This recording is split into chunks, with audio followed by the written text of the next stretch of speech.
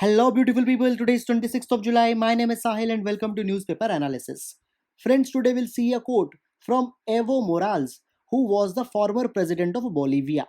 He says that sooner or later we will have to recognize that the earth has rights too, to live without pollution. What mankind must know is that human beings cannot live without Mother Earth, but the planet can live without the humans. Now, see, often we talk about the protection of the nature, the conservation of the nature, but actually, we are not talking about their conservation or protection. It is rather our conservation or the protection which is dependent onto the earth. So, guys, this particular thinking line will serve as a base for the new age climate actions because now the time to make appeal has been over and we need to take the steadfast efforts for our own conservation. Guys, we can use this particular quote into the GS paper number 3 onto the questions related to the environmental conservation as well as onto the environment related essays. Now the mains question that I gave you yesterday. So guys, this question was from GS paper number 1 and it was a 10 marker question. So question says that the pandemic induced lockdown was unprecedented event in contemporary history of India, whose impact will not only be limited to economic sphere. Now guys, first of all, though you know, but you will commit the same mistake that you will write and will give the data that how economically the sufferings have been caused, but no need to talk about this thing. We need to give the sociological changes which are coming into the society, the behavioral changes which will be coming into the society, and the psychological changes which will be coming into the society. So these will be the dimensions on which we need to focus. So in introduction, we can start by highlighting the prevalence of the pandemic. We can say that the 21st century has been characterized by the frequent and recurrent pandemics, as can be seen by the examples of SARS, MERS, Nipah, Ebola, H1N1, and now the COVID 19.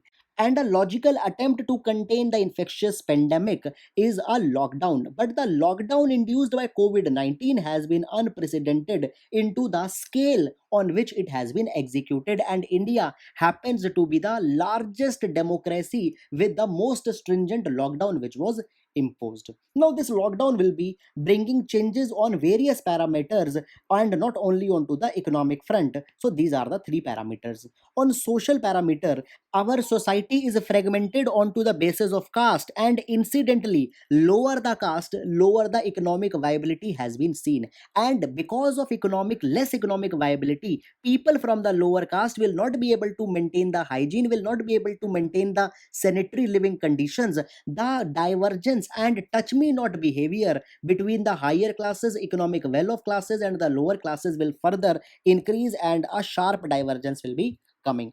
Now, on to the behavioral level, the positive and negative, both the changes will be coming. On to the positive thing, a more sensitization towards the importance of hygiene, basic etiquette such as washing of hand, etc., will be given more importance. But on to the negative side, this thing can also lead to the germophobia, which will not be good for the society. And then, guys, on to the psychological consideration, the coming generation will be seeing a new normal, that is the tendency of self isolationism, more connected to the virtual reality, less interaction with the physical world, and all such kind of things. So guys, this is the content which you will be writing here, and guys, this is just the bare framework. Onto this line you can delve even more point, but keep the limit of words into your mind. So guys, that's it, and now let's take the newspaper analysis. Now guys, let's take the overview of the entire paper first. First of all, guys, all the factual news that are covered here, I provide them into our Telegram channel into the PDF format. So if you want, you can download it from there. The link has been provided into the description. Now, guys, first news is with respect to the governance crisis going into the Ladakh. So we'll see that what is happening as it could be usable for our exam. Then, guys, moving forward, here we can see that UN report flags the internal security threat. So we'll see the important attachments here. Then guys, moving forward, here you can see that nothing important news. Now guys, here the National Green Tribunal has talked about the end of life vehicles. So guys, in this particular respect, we'll see the important issues here. Then guys, moving forward, so on to the next page, we can see that nothing important news has been given, only the regional news has been, they are not important for our exam. Now, guys, this particular article, though it talks about a landfill site into the Gurgaon, Faridabad, but with respect to the UPSC, we will be seeing certain very good things such as the DTRO technology, the problems of landfill, etc. A very good attachment will be seeing here. Then, guys, moving forward, we can see that nothing important news has been given here. Then, here we'll be seeing about the Stradivarius violin and some issues with respect to the Carnatic music. Now, guys, moving forward, so here the cabinet decision with respect to the governor has been talked about. So here we'll be discussing the Supreme Court judgment of 2016 which could be issued here, and guys, comprehensively the entire issue will be seeing here. Now, guys, further we can see that nothing important news has been given and only COVID related issues has been talked about.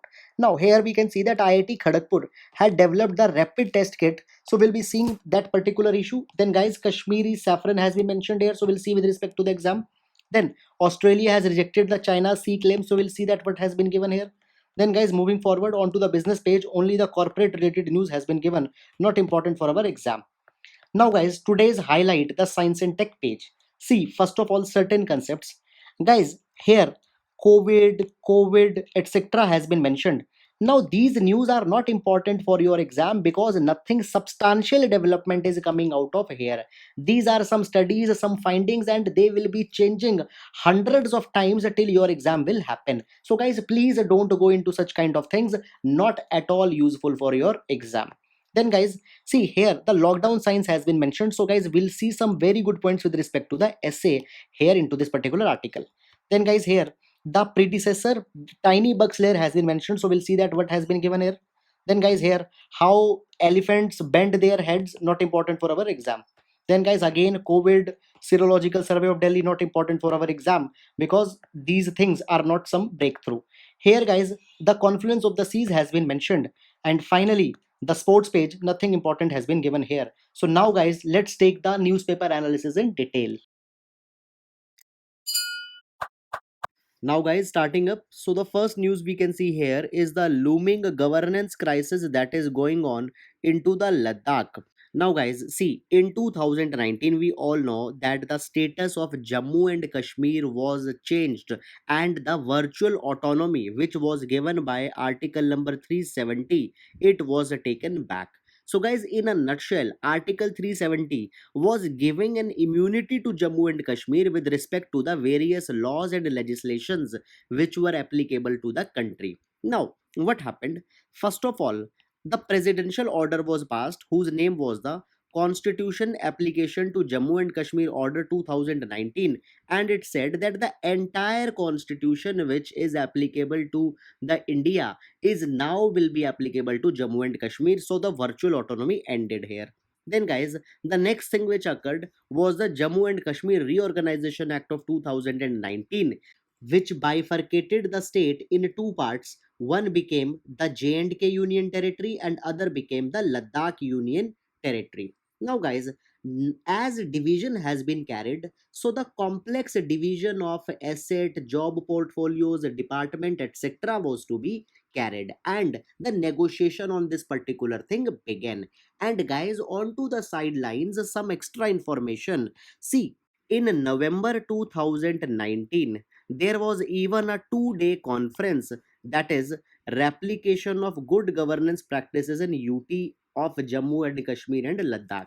So, guys, this conference was attended by the 19 union states and 4 union territories, and all of them explored that how the both of them, that is the Jammu and Kashmir and the Ladakh, can be made as the model of administrative excellence.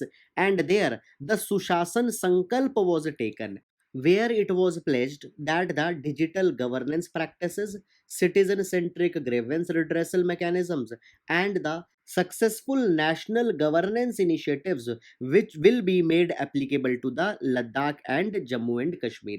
But, guys, till now nothing substantial has been achieved.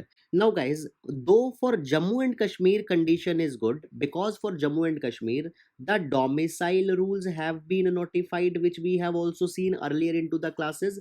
Now, according to domicile rules, it has been made clear that who can apply for the jobs and appointments there. But such domicile rules for the Ladakh has not been passed, due to which the key appointment to the posts are not being made, and it has further increased the governance crisis. And even the asset division between the two union territories have also been not been successfully carried. So guys, therefore, because of all this thing, the problem is being faced by the Ladakh.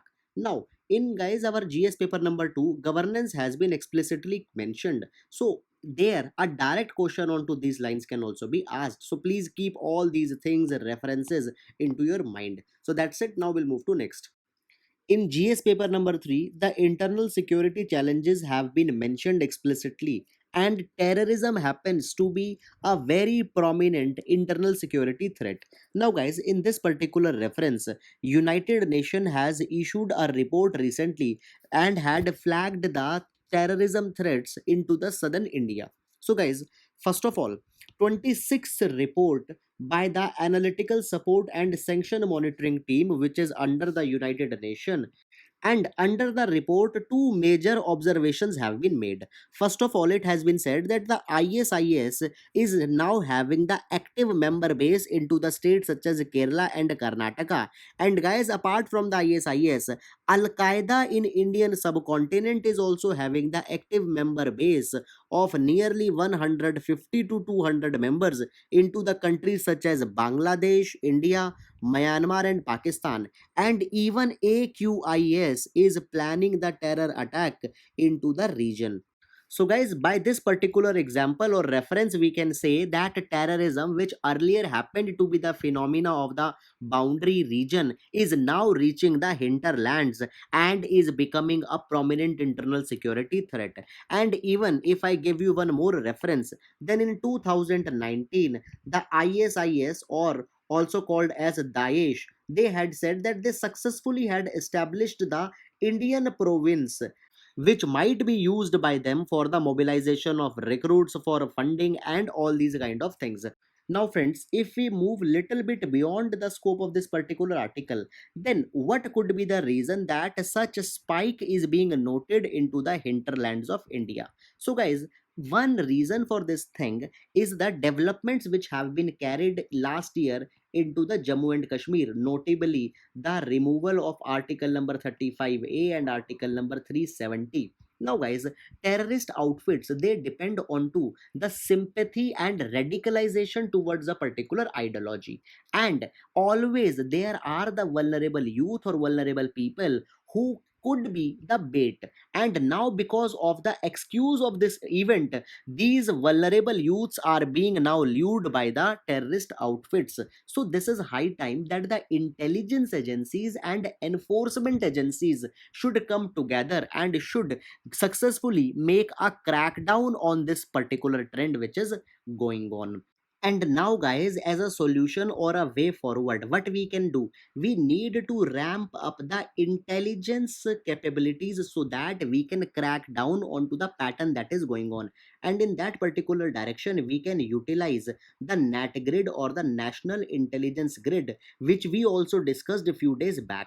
Now, guys, here into the NET grid, we had already seen that the data from the 21 agencies will be pooled into a central database which will be made available to the enforcement agencies so that they can draw the pattern and can note the peculiar movement, and on those basis a credible intelligence can be made. So guys, such kind of things could now be utilized. So guys, this is all about this particular issue onto a broader landscape. However, into the news, the names of certain terrorist leaders have been mentioned. You don't need to go into that particular thing for our exam. So that's it. Now we'll move to next. Now, guys, in this particular news item, we can see that the National Green Tribunal has wrapped the government over end of life vehicles. Now, guys, before going into the news article, let's have a look on certain basic background information. So, we know that India is emerging to be a big market for the automobiles, and according to the economic survey of 2017 and 18, right now Delhi has 556 vehicles over 1000 people, which is huge. And not only this, in 2018, India overtook Germany, and now India is the fourth largest auto market into the world. Now guys, as vehicles will increase, there will be problems. For example, there will be the higher emissions, there will be more accidents, more congestion on the road, etc. But there will be one more problem, that as they will increase, the retiring vehicle will also increase. And according to the Central Pollution Control Board, there will be 22 million end of life vehicle in just one decade which will be coming. So end of life guys, according to the European Union Directive 2000, end of life vehicle is that which cannot be used into the safe manner for the passenger as well as for the environment. Now guys, typically in India, a diesel vehicle which is more than 10 year and a petrol vehicle which is more than 15-year old is called as the ELV, and these vehicles are to be discarded. Even now there are 8.7 end of life vehicles, and guys, therefore we need a proper policy framework as how these vehicles are to be get rid of. Now guys, see, you might have heard the idea of the circular economy, where the goods are recycled, reused and repurposed. And going with the idea of circular economy, we also want that the usable parts of these vehicles such as metal, etc., should be recycled. Therefore, recycling and scrapping centers were to be made. And guys, in this particular regard, the responsibility was kept onto the Ministry of Road Transport and Highway, that they should issue the notification or the directive on whose basis these centers will be established. But guys, till now no satisfactory notification has been made, and the reason for that particular thing has been given as the ongoing pandemic.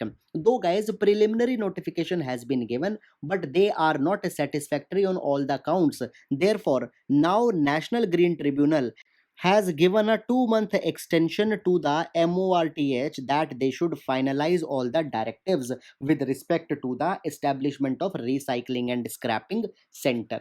So guys, this is the entire issue which is involved here with the background. Now guys, see, we have seen that under the Paris Climate Pledge, India had taken the intended nationally determined contributions, and here we had said that we will be reducing our emission by GDP to the tune of 33 to 35% by 2030. So this much reduction into the emission has to be carried.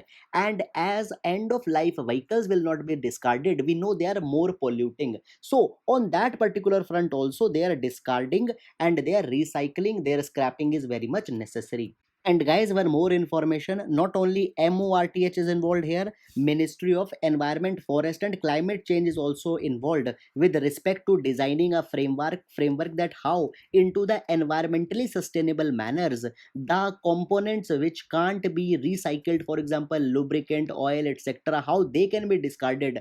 On that thing, the Ministry of Environment is also responsible. So guys, that's all about this particular issue. Please keep this thing into your mind, could be used as a value addition into the answers. So that's it. Now we'll move to next. Now guys, this particular article is about the landfill site which is onto the Gurgaon Faridabad highway, but that is not our concern. In this particular article, they will take certain inputs which could be used as a very good reference into the GS paper number 3 environment. So guys, starting up, see, we know that the solid waste management is a very big problem in India, and despite of the solid waste management rules, there have been no proper implementation, and all the waste that is generated, they end up into these landfill sites. But it poses a multiple problems. These site releases potent greenhouse gases such as methane when the organic material breakdowns, and then these gases are released. Secondly guys, these sites also release potent toxic gases such as the hydrogen sulfide, which threatens the nearby living wildlife as well as creatures. Then thirdly, it is the problem of the leachate. So guys, as these sites are mixed with the dry waste as well as wet waste, so wet organic waste, it leads to release of certain liquid compounds, and these liquid compounds, when it comes in contact with other compounds, it turns into black sludge like material, which is called as leachate, and when it protrudes to the water table, it pollutes the water there, and during the rain, the quantum of this leachate becomes so much big that it further impacts the nearby surrounding as well as water bodies. And then fourthly, guys, these landfill sites also disturbs the aesthetic beauty of the region. So there were large number of problems which are associated here. So guys, the solution could be the scientific management of the waste which is ending up here. And the most basic thing which could be done is the segregation of the wet waste and the dry waste. But guys, it becomes very hard when it reaches here because of the paucity of the efforts as well as manpower. So first thing in this regard needs to be done at the level of the people who are producing the waste. They need to be sensitized. So guys, please keep this one point in our mind. Now guys, once the mixed waste ends up into these landfill sites, there by some efforts the waste is segregated and it is made usable. So guys, what uses we can take from this waste? First of all, some part of the waste can be turned into the refuse derived fuel RDF, and this RDF is used as a fuel into the cement industries. And then some part could be utilized as organic waste, through which it could be used to make the compost and other type of manures. But guys, as we can see that only 55% of the waste could be utilized when the mixed waste ends up at the landfill site. So there is a high need that first of all consumers should be sensitized, citizens could be sensitized, so that they can segregate the wet and dry waste, so that much more percentage of waste could be utilized. Now secondly guys, I had talked about the problem of the leachate. So in order to solve that particular problem, there is a solution which has been mentioned here into the article. That is, at these sites the leachate treatment plant could be installed, and the disc tube reverse osmosis systems can also be placed, which can also be called as the DTROs. Now guys, these DTROs hold the great potential. For example, if you see into the picture, this black leachate has been turned into a drinking water by using the DTRO technology. So guys, into our exam we can mention this particular thing. So it is a reverse osmosis, where the solvent or this leachate will be passing through a porous membrane into the direction which is opposite to the natural osmosis. So guys, that is all about the DTRO. And guys, various important dimensions we had seen through this particular article, that is the problems of the landfills, how the segregated waste could be utilized as an RDF or compost, the DTRO, etc. Please utilize them into the reference onto the solid waste management related answers. Also a direct question if it comes, please use the matter. So that's it. Now we'll move to next. Now guys, see here, the Stradivarius violin has been mentioned, whose handmade copy has been made by certain artisans. So in this particular regard we will see certain things. Now friends, violin is a chief instrument used in India into the classical music, and it started to be used after the colonial rulers came to India and was successfully integrated into the Carnatic style of classical music by the Thanjavur Quartet. Now, guys, Thanjavur Quartet, these are the four brothers who were very instrumental in developing the Carnatical music into the modern times. The name of these four brothers were Chinaya, Ponaya, Sivanandam, and Vadi Velu. They were earlier employed at the court of the Maratha king Sirfoji II, and then they relocated to the ruler of Travancore, that is Swati Tirunal, and they made a big contribution into the popularization of Carnatic music, popularization of a violin, as well as into the development of the Bharatanatyam. Now, further, guys, when we talk about the violin, then the tradition of the handmade violin is not very prominent in India. And speaking of the handmade violin, guys, there is a specific class of violins, that is the Stradivarius violins. And now the name Stradivarius comes from the family of Stradivaris, who is an Italian family. Now, guys, into this Stradivari family, there was a person called as the Antonio Stradivari, who built excellent stringed instruments into the 17th 18th century. So guys, the replica of his violin are called as the Stradivarius violins, and there are certain artists who had made a handmade copy of the Stradivarius violins. So guys, that's all into this particular direction. See, you need to have a brief running idea over these kind of things, because into the past couple of 3 years UPS is also venturing into these kind of things. So guys, that's it, not more deeper than this you need to go. So now we'll move to next. Now guys, first of all, this development we are following from the past few days from the constitutional angle. Even yesterday we had taken the entire coverage as what constitutional development onto the anti-defection law has occurred into the Rajasthan into the past few days. So first of all, if you haven't seen that, then guys, please refer to the yesterday's newspaper discussion editorial section, as by that you will get the much needed background as what is going on.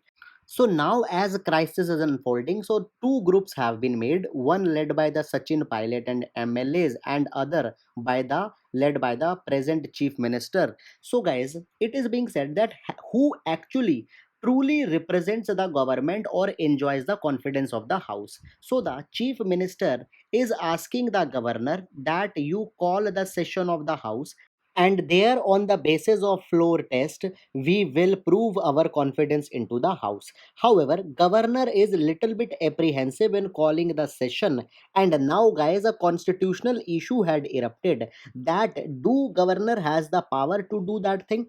Guys, under article number 163 of Indian constitution, governor has been given the power to act on his own discretion. But does that discretionary power also includes the power to summon the house at governor's own discretion, or governor is bound onto the aid and advice of the cabinet ministers headed by the chief minister, which is also by the way is mentioned in article number 163. Now guys, in this particular background, Nebam Rabia judgment of 2016 becomes very important.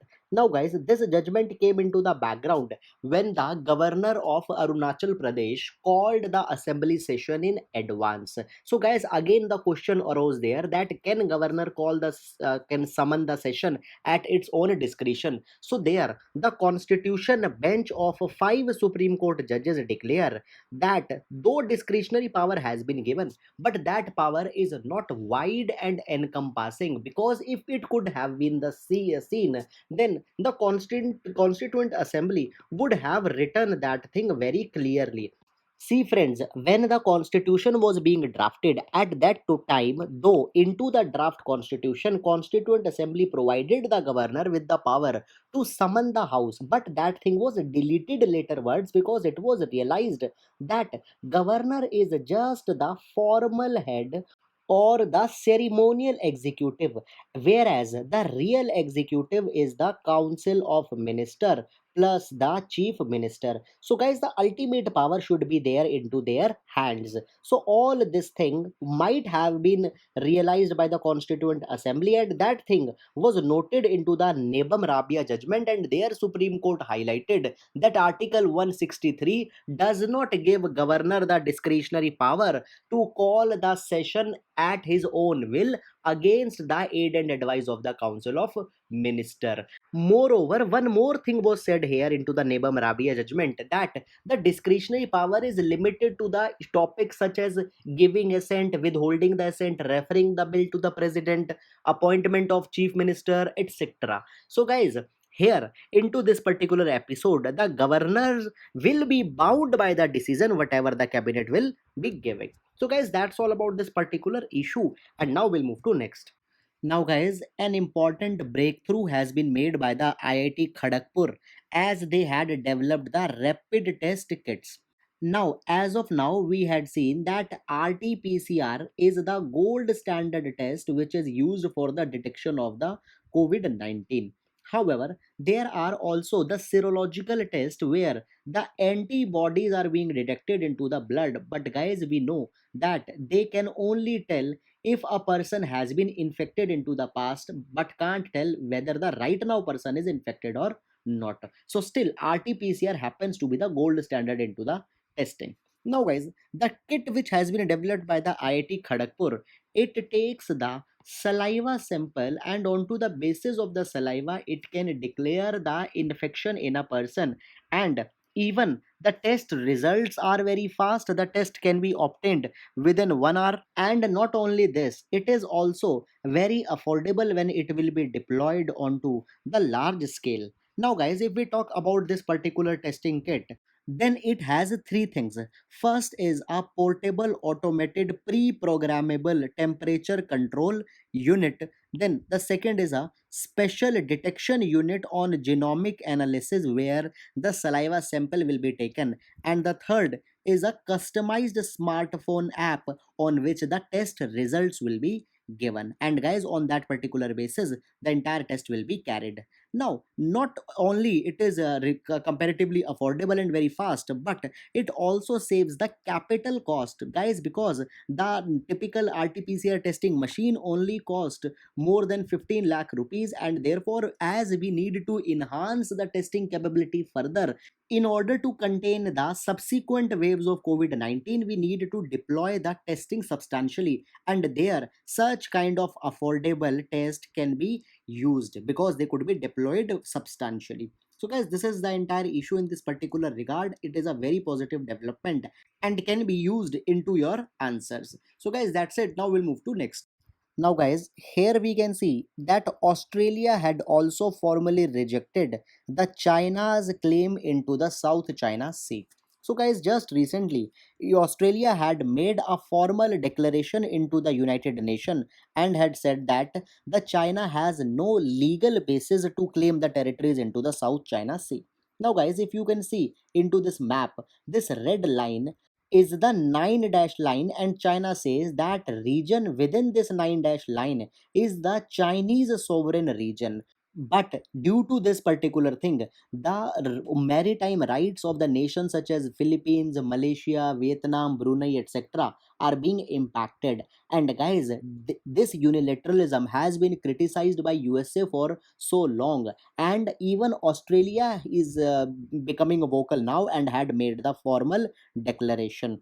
So, a formal escalation into the South China Sea might be beginning into the times to come, which will be led by the Western nations. And guys, even before that, if you focus onto the map, you can see that the naval bases of the Western allies have been made around the South China Sea so that the behavior could be contained. But now, as we had seen, that China is characterized by the assertive China, and such kind of thing might actually be becoming a problem for the regional peace. But we need to see as the time will unfold that what will happen. But guys, this is the entire update in this particular regard, and now we'll move to next. Now, guys, just here the quick reference we can see that the Kashmiri saffron, which is also called as Jafran, has been given the GI tag under the GI Act of 1999. Now, guys, by giving the GI tag, the marketability of the saffron of Kashmir will be increased.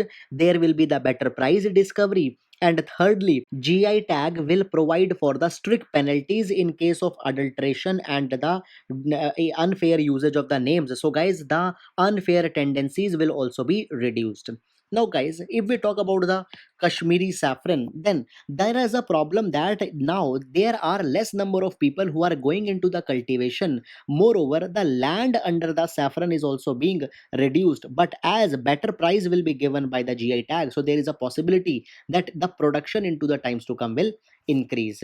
So, guys, question on to the GI have been very direct whenever they have been asked. Simply, they will give the name of the commodities and just ask that the whether GI tag has been given or not. So, don't need to go into much of the deeper details. That's it. And now we'll move to next. Now, guys, on to the science and tech page. The ancestor of the dinosaurs, the great reptiles, and the pterosaurs are mentioned. Now, guys, pterosaurs are nothing but these are the flying reptiles. You might have seen them into the Jurassic Park movie. Now, both of them, that is the dinosaurs and pterosaurs, they have the common ancestor who have now been identified, and its name is the Congo Nephon. And now, guys, the most shocking thing is that this particular species has a very small size, that is a 10 centimeter to 30 centimeter. Further, Popularly, these Congonephon are also called as the tiny bug slayer, and they have the capability to fly. Now, guys, see, they might be living into the Madagascar around 237 million years ago, and that was the time when Madagascar was attached to the India, that is to the Gondwana land. Guys, we know that the Gondwana land striked the Eurasia, so Gondwana land is that peninsular India. Now, the species, the fossils of this particular time has also been found into the Indian states such as the Madhya Pradesh, Chhattisgarh, Odisha, but they don't belong to the Congo Nephon species. They are some other species. So guys, that's all about this particular discovery, and now we'll move to next. Now, guys, just one reference for essay we can see here. Now, as lockdown has been started, there have been a substantial drop into the human activity, due to which the human linked vibration have been dropped by 50%. And guys, because of this thing, now the scientists and researchers are able to listen to large number of earthquakes which were earlier unheard because of the human induced vibrations.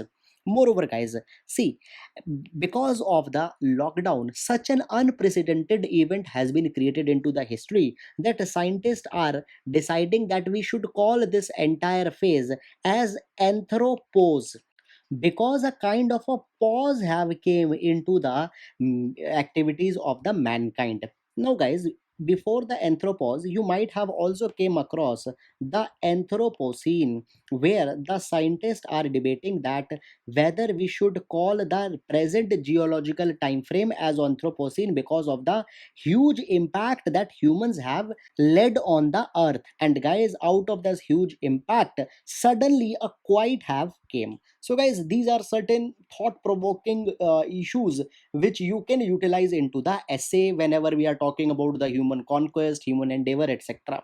So guys, that's it. However, nothing more important has been given into the news item. Now we'll move to next. Now, this article talks about the militarization that is going into the Indo-Pacific region by coming together of four countries, that is the India, USA, Japan and Australia. Now guys, into the past week, there have been large number of articles on this single dimension, and we had discussed them all. Moreover, into the most comprehensive manner, we had discussed the entire security situation of the Indo-Pacific on 19th July newspaper discussion at this particular timestamp. And on to the next day, that is 20th of July, we had seen the criticism of this particular thing also. So guys, from the positive side, from the negative side, already we had done it here much more comprehensively than this article. So guys, I think that I should not waste your time into the unnecessary repetition. Guys, if you want, you can refer these articles onto this particular timestamp. It is a very good coverage. So that's it. Now we'll go to the question section. Friends, please pause the video and try to answer the question. So question number first is with respect to the radio frequency identification technology, RFID. Please identify the right code. Now, question number two is with respect to the currency swap agreements. Please consider the statement and identify the correct code. Now, question number three is with respect to the Finance Commission. So, please read the statement and identify the correct code. Now, the question number four is with respect to the Saksham scheme. Please identify the correct option. So, these are the questions for MCQ. And as you know that today is Sunday, so we'll not be having the mains question for today. So, that's it, guys. I hope you are liking our initiative. Thank you so much.